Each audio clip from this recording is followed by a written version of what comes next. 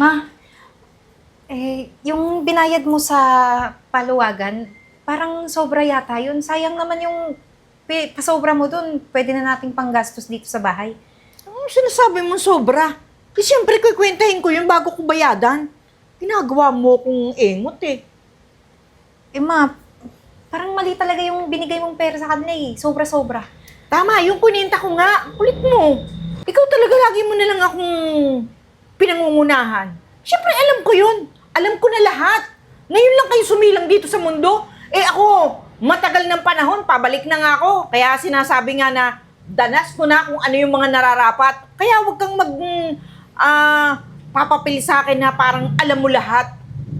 Ma, nagsasabi lang naman ako eh. Kasi sayang din, di ba, yung pinagharapan mo din yun, nakitain. Tapos mapupunta lang dun ng sobra-sobra sa ibang tao. Wala nga sobra doon. Kulit nito talaga. Kayo talagang mga bata kayo, wala na kayong ginawa sa aking ayos. Araw-araw nyo na lang akong kinukonsume. O, isa ka pa, Arian. Ma, hingi po sana ako pang project sa school. May ambagan po eh. Yan nga ba sinasabi ko eh. Araw-araw na lang na ginawa ng Diyos yung ambagan, baon, project. Alam mo, total naman mukhang bobo ka naman talaga sa school. Tumigil ka na lang kaya pumasok. Para wala kang masyadong intindihin. Ma, tingnan mo naman yung mga pinagsasabi mo. Anak mo yan, ba't mo sinasabihan ng ganun? Isa pa normal lang yan sa nag-aaral. Maraming project, maraming bayarin. Kaya nga pinag-aaral, di ba? Eh kasi, buti ko nag-aaral kung magsasabit naman ako ng medalya. Eh, tinan mo naman yung isang yan. Hindi ko maintindihan kung anong merong utak yan eh. Mama, wala naman po akong medal pero pasado naman po yung mga grades ko sa school. Ma, hindi naman ibig sabihin nag-aaral ka, dapat lagi kang may medal. Magaling naman to si Arian, sadyang may mas magaling lang talaga sa kanya. Magaling. Ikaw lang nakakakita ng galing niyan. Kung masang nga, pasang-awa naman. O ano yon? Kaya dapat ikaw tumigil na. Tapusin mo na lang tong taon na to ha. Tapos na yan. Ma, paano ko makakakuha ng magandang trabaho pagka tapos ko mag-aral? Kung di ako mag-aaral ngayon. Ewan ko sa'yo. Sigurado ka na may magandang trabaho? Mag-abroad ka na lang, mga tulong ka doon, o kahit papano, o dirhams or dollars yung sweldo mo. Ganun na din yun. Ma, masyado mo namang hinuhusgahan o pinapangunahan tong kinabukasan ni Arian. Nako, kayong dalawa ha. Kesa taltalan tayo ng taltalan, sinisira niyo yung araw ko, magsialis na kayo. Kung maglaba kayo doon o maglinis kayo ng bahay, ewan ko sa inyo. Sige na. Tara na.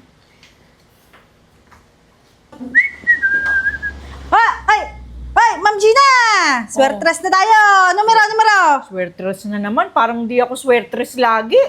Pero sige, tayaan mo din. Lagi ka namang minamalas eh. 4, 4, 11, 11, 27. 27.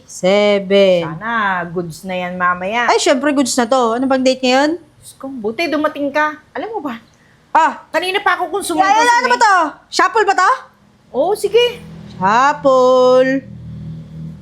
Sana swerte itong taya ko. Mamaya bayad Oo, sana swerte itong taya ko kahit bad trip ako. Alam mo, buwisit ako dyan sa mga anak ko, ha?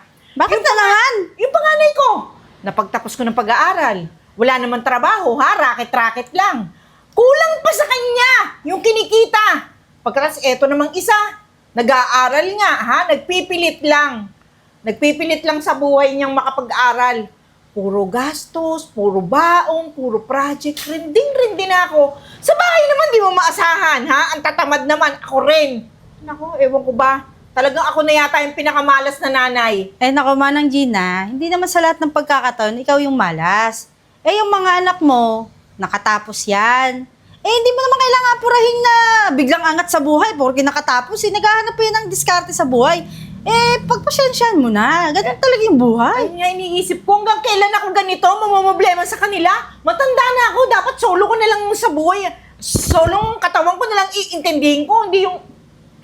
Kakarindi talaga. Huwag mo na isipin yan. May stress ka pa. Tingnan mo. Kumukulubot na yung mukha mo. Oh. Kaya nga eh. Oh. Kaya dapat buenas to. Kaya akin na. Pasok ko lang sa bulsa mo. Buenas yan. Sige na, dito na ako. Sige.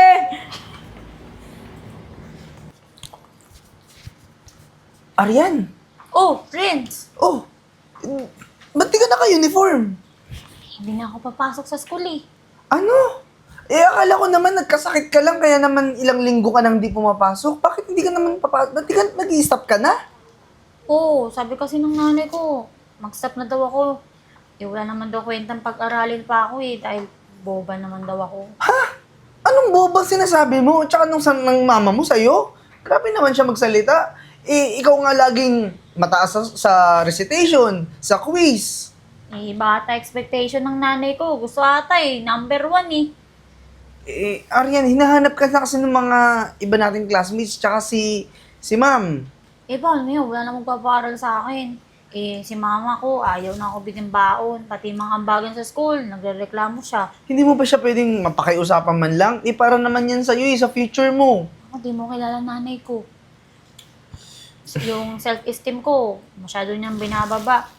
Kahit daw makatapos ako ng pag-aaral, wala daw akong magandang trabaho makukuha Alam mo, Arian, mas matalino ka pa nga sa akin Nangungopia nga ako sa'yo, di ba?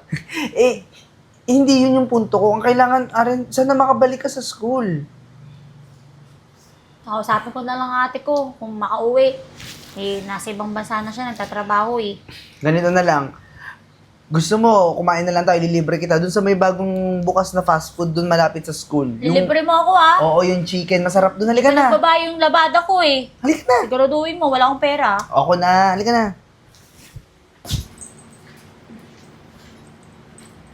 Ma, tulungan mo sarili mo para gumaling ka kagad. Pagkatapos itong paglilinis, palit na tayo ng diaper mamaya sa loob, ha? Anong gusto mong kainin? Gusto ka ba? May kinikrave ka ba? Gusto mo ba congee? Lugaw? Kahit ano na lang. Ma, dapat magpalakas ka. Ito ba si ate? Nasisikap dun sa ibang bansa para mapunan yung mga kailangan mo sa hospital. Tapos kailangan mo pa mag-therapy. O, tara na. Papalit na tayo ng diaper. Sino yun? Pasok! Si ate? Arian! Nakauwi ka na. Oo, pasensya na ha. Surprise to Yung pag-uwi ko ngayon.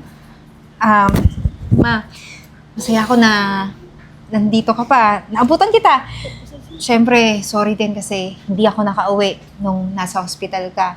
Kailangan ko kasi magsikap dun para may panggastos tayo, may pambayad tayo sa pagpapa-hospital mo, pati na rin sa mga gamot na kailangan mo. At Arian, salamat din at sorry kasi ikaw lang yung nag-alaga kay mama na mag-isa. Okay lang yun. Nanay ko naman to Bakit di ko aalagaan yan? Tsaka wala na may ibang aasahan Ikaw nagtatrabaho ka sa ibang bansa. Pero hayaan nyo, habang may trabaho pa ako sa abroad, sisikapin ko din na kahit anong mga pangangailangan natin, nyo, ibibigay ko sa inyo. At ikaw, mag-aaral ka na ulit. Paano si mama? Kailangan na mag-aalaga dyan. Paano pag bumalik ako ng eskwela? Ayun na nga, hahanap tayo ng mag-aalaga kay mama habang nag-aaral ka. Dodoblehin ko pa yung pagsisikap sa abroad para nang sa ganun, hindi tayo makapos sa pangangailangan natin. Matagal-tagal pa pala tayo makakompleto. Kasi babalik ka pa Huwag kang mag-alala, darating yung panahon na magpo-for good ako dito sa Pilipinas. Sama-sama pa rin tayong tatlo. Mga anak, iingi sana ako ng pasensya sa lahat ng nagawa ko sa inyong dalawa. Di ako naging mabuting nanay sa inyo. Kasi, nung una, sarili ko lang iniintindi ko. Nakalimutan ko na yung sariling kinabukasan at kaligayahan nyo. Maano ka ba? Huwag ka nang magsalita ng ganyan. Kalimutan na natin yung nakaraan. Ang importante, andito ako, andito ka, andito si Arian. Kompleto tayo. May sama akong nanay. Hindi ko kayo naintindi. Ma, tulad na sabi ko, huwag na natin pag-usapan yung nakaraan. Basta, ang dapat ngayon, magsaya tayo. Punta tayo sa labas ngayon. Ito nga bumili ako ng bagong wheelchair para hindi ka na mahirapan. Para hindi na rin mahirapan si Arian sa pag-aalalay sa'yo. Ngayon ko naisip na kayo pala yung napakaswerte ko pala. Nagkaroon ako ng 2 anak para mag-intindi sa akin. Kami yung maswerte, ma. Kasi hindi kami makikilala tong mundo kung di dahil sa'yo. Ya, tahan na. Huwag ka na umiyak. Ano, tara na. Tara, celebrate tayo. Teka lang, na-miss ko to eh. Group hug.